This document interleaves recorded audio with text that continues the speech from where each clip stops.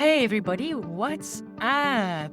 I'm so glad that you're here today with me on another episode, and I have such an important topic that I want to dive into with you today.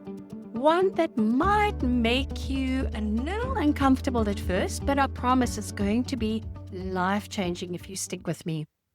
We're going to be talking about the victim mentality and how that shows up specifically for us as autism parents. And before you get defensive, because I can already feel some of you bristling, I want you to know that I have been there. I've lived this. And recognizing it in myself was honestly one of the most powerful shifts I've ever made as both a parent and as a person. This topic will literally determine whether you have the life of your dreams or feel trapped in a nightmare of overwhelm and resentment. So please stay with me on this one. Before we dive in, just a quick reminder that I have a ton of free resources for autism parents over at my website. And if you're getting value from these episodes, please leave me a review. It helps other parents like you find this content when they need it most. Okay, let's jump in. Are you ready to get real about this?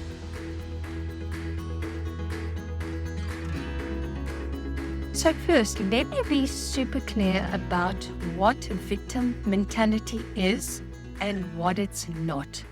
Having victim mentality doesn't mean you're weak. It doesn't mean you haven't faced real challenges. And it certainly doesn't mean that some really difficult things haven't happened to you and your family. Now, as autism parents, we face all kinds of challenges that other parents simply don't understand. We have sleepless nights. There are meltdowns in public. We have behaviors. There are endless therapies and appointments. There are the school battles, and then the judgment from family members and friends who don't get it. These are all real challenges. But here's the thing. Victim mentality is when we give away our power by making someone or something else responsible for how we feel about our life. So let me give you some examples of how this shows up for us as parents. Number one, blaming the school system. If only the teachers understood autism better, my child would be successful. Now, it might be true that the teachers need more training, but when we make our child's success and our own emotional state dependent on what the school does, we've just given away our power. Or perhaps we blame our partner. If my husband or wife would just read the autism books I give them, our marriage would be better. Again, maybe they should read them. But when we make our happiness conditional on what our partner does, we're in victim mode. Or we are blaming autism itself. We can't have a normal family life because of autism. Now, this one's tricky because autism does create a lot of challenges, as we know. But when we use it as a reason why we can't be happy or fulfilled, we're stuck. Another one is blaming family members. My mother-in-law ruins every family gathering with her comments about my child's behavior. Now, she might be completely inappropriate, but when we give her the power to ruin our entire day, guess who's in control? Now, the sneaky thing about being victim mentality is that it often feels justified. And yes, sometimes it is justified.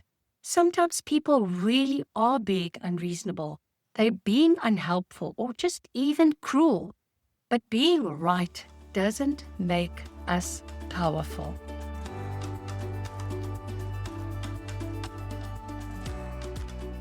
So how do you know if you're stuck in victim mentality? Here are some main ways that I see show up with parents that I work with. Constant complaining and venting. Now, don't get me wrong, we all need to vent sometimes. But there's a difference between processing your feelings and getting stuck in a complaint loop. If you find yourself having the same conversations over and over about how unfair everything is or what somebody did to you or to your child, that is a red flag. I remember I used to complain every week about my partner at the time, some IEP issues, some teacher problems, the same family dynamics, week after week, month after month.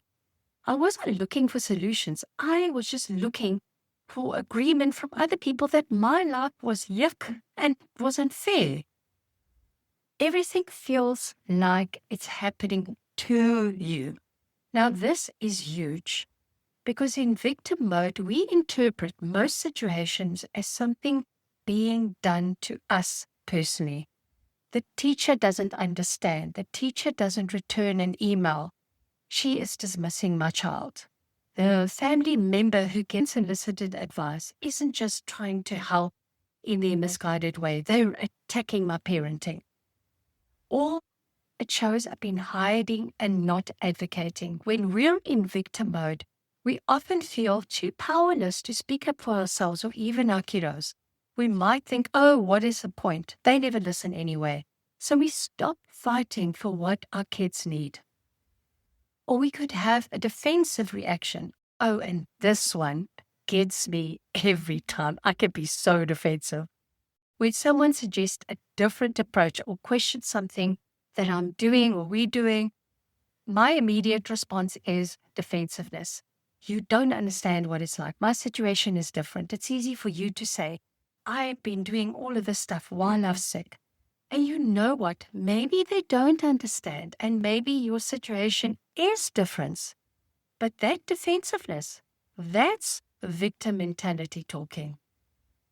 Or you could be making everything about autism. So this might be controversial, but stay with me here. Sometimes we make autism the excuse for everything that goes wrong in our lives. You can't go out with friends, autism. You can't lose weight, autism. You are struggling in your relationship, autism. Your career or your business is not where you wanted, autism. Now, autism does impact these areas, absolutely. But when we use it as the reason why we can't have joy or connection or even success in any area of our lives, we've given it way too much power.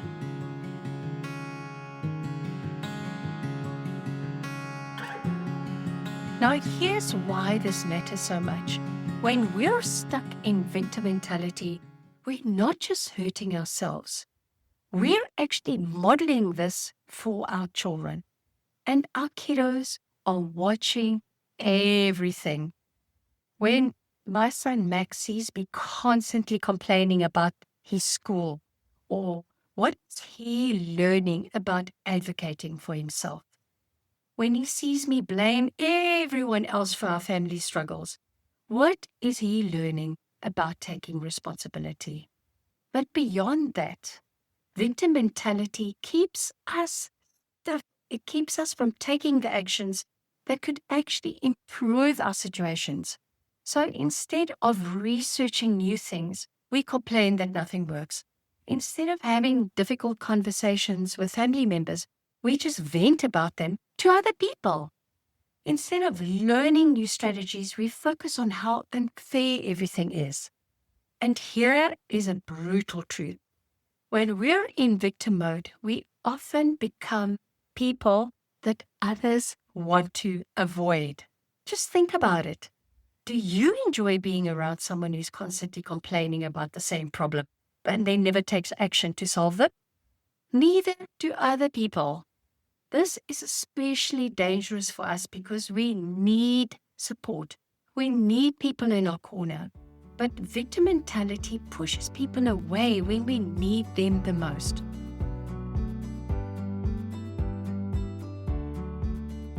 So what's the alternative? It's not pretending that everything is fine or becoming a doormat. It's recognizing where you do have the power and focusing your energy there. Okay, so let me give you some examples. So instead of saying the teacher doesn't understand autism, try I am going to provide the teacher with specific strategies that I know work for my kiddo. Instead of, my husband never helps, try, I am going to have a clear conversation about what support I need. Instead of, my family always ruins our gatherings, try, I'm going to decide how long we're going to stay and what boundaries I need to maintain my peace. Do you notice the difference? In the first example, you're powerless, waiting for other people to change. In the second example, you are taking action based on the things that you can control. Now, let me address the elephant in the room. Some of you might be thinking, but what if I've tried everything and nothing works? And I hear you. But here's what I've learned. When we're truly out of victim mode, we keep looking for solutions. We get creative. We ask for help in new ways. We change our approach. When we're in victim mode, we try a few things, they don't work, and then we use that as evidence that nothing will ever work. Do you see the difference? So here's a personal example. For years, I complained about how isolated I felt as a parent of autism because all my friends had typical kids and they had, the normal, typical things going on, and they didn't understand our life. And I felt alone and resentful because I wanted them to reach out to me, to make accommodations for us, to somehow magically understand what we needed. I was giving them all the power to determine whether I felt connected or not. But when I stepped out of the victim mode, I started taking action. I joined parent support groups. I joined coaching groups. I started reaching out to other parents. I began hosting gatherings at my own house where I could control the environment. And I took responsibility for creating the connections I needed.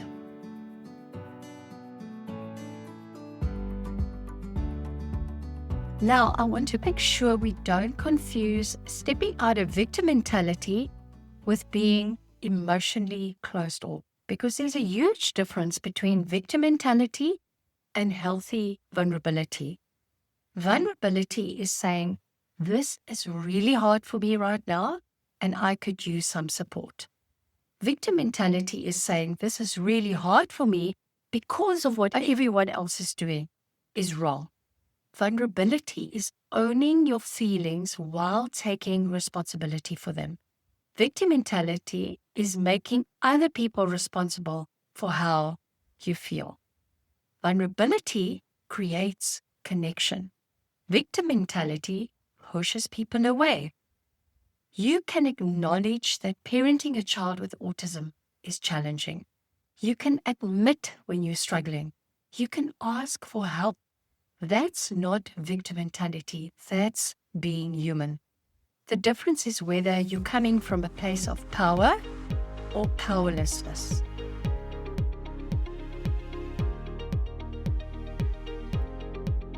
So how do you start shifting out of victim mentality? Here are some practical steps. Notice your language. Start paying attention to how you talk about your situation. And this could be any situation. Are you constantly using phrases like, I can't because ... or they never ... or if only? Those are red flags. Take the complaint challenge. Just for 1 week, try not to complain about the same thing twice. I know this can be difficult when you start. If you've already vented about a school situation to your partner, don't bring it up again unless you're ready to take some kind of action. And then ask yourself a powerful question. When you're feeling frustrated about a situation, ask yourself, what is within my control here? Focus your energy there. And then practice the 24-hour rule. When someone says or does something that triggers your victim response, give yourself 24 hours before you react. Now, I was reading a post on Facebook yesterday, and we had exactly the same situation. We were at a friend's place, and there were a whole bunch of people we invited for a birthday party. And Max ended up scratching one of the other kids there. And our host basically asked us to leave the party after telling us to relax, to enjoy ourselves, to not worry because we were really welcome. And in front of everybody asked us to leave the party. Now you can just imagine how we felt, the embarrassment, the shame, the anger that came up afterwards. So in a situation like that, give yourself 24 hours before you react. Often that emotional charge will settle, and then you can respond from a place of power instead of defensiveness. So in this case, we decided just to step back from the friendship because we decided that it wasn't what we wanted in a friendship. Okay, and then find your and. Instead of, I can't do this because of autism, try, this is challenging, and I'm going to figure out a way. For example, I like traveling, and I know that it is much more of a challenge traveling with a son on the spectrum than it is just staying home because everything is set up at home. So I say, this is challenging, traveling is challenging, and I'm going to figure out a way. The word and opens up possibilities instead of shutting them down. And then get curious instead of defensive. When someone gives you feedback or suggestions, instead of immediately explaining why they don't understand, get curious. Ask questions. You might actually learn something valuable. Or you might be able to tweak it a little bit to fit in with your situation.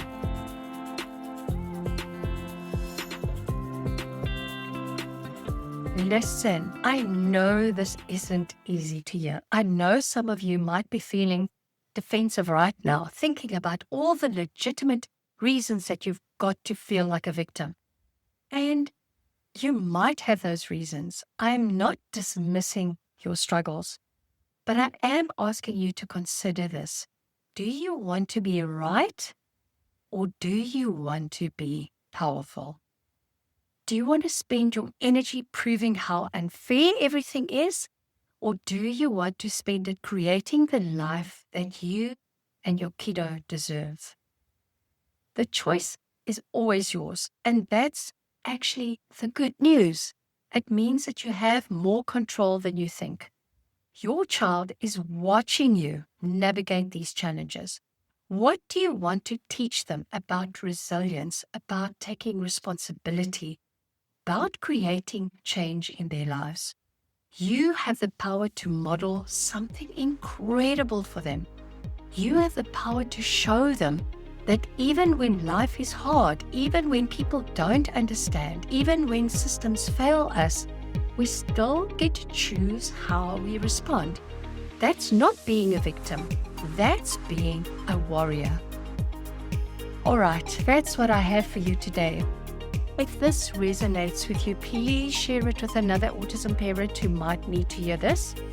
And remember, I am always here cheering you on. Until next time, take care of yourself. You're doing better than you think you are.